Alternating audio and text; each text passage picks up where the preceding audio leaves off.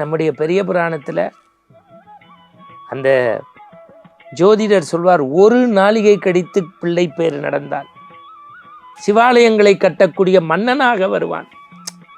அப்ப இந்த தாயாருடைய உள்ளம் எப்பேற்பட்டது என்றால், தன்னுடைய குழந்தை சிவாலயங்களை கட்டக்கூடிய மன்னனாக வரப்போறார்னா தன்னை தலை குப்புற கட்டுங்கிறார். ஒரு நாளிகை கழித்து அந்த குழந்தை பிறக்கின்றது. சிவந்த கண்களோடு பிறந்த இவன் தான் கோச்சங்கனனோ என்று சொல்லக்கூடிய வகையில் அந்த குழந்தை பிறக்கிறது. தாயார் உயிர் போயிடுத்து.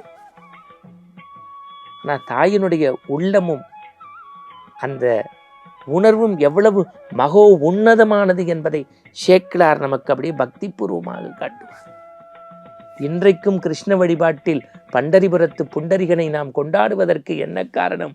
கிருஷ்ணனே கண்முன்னே வந்தபோதும் என் தாய் தந்தைக்கு பணிவிடை செய்யாமல் ஒருபொழுதும் காலை நேரத்தில் பாண்டுரங்கா, பண்டரிநாதா, கோவிந்தா, உன்னை சந்திக்க வரமாட்டேன், அவர்களுக்கு உணவு உடுத்தி உண்டச் செய்து எல்லா உடை மாற்றி அவர்களுக்கு அத்தனை பணிவிடைகளையும் செய்த பிறகுதான் என் காலை பணிகளை தொடங்குவேன் என்றபோது பண்டரிபுரத்து புண்டரிகனுடைய பக்திக்கு பாண்டுரங்கன் இறங்கி கல்லிலே நின்று இடுப்பிலே கைவைத்து காத்து கொண்டிருக்கின்றான் என்றால் தாயினுடைய அன்பு மகோ உன்னதமானது.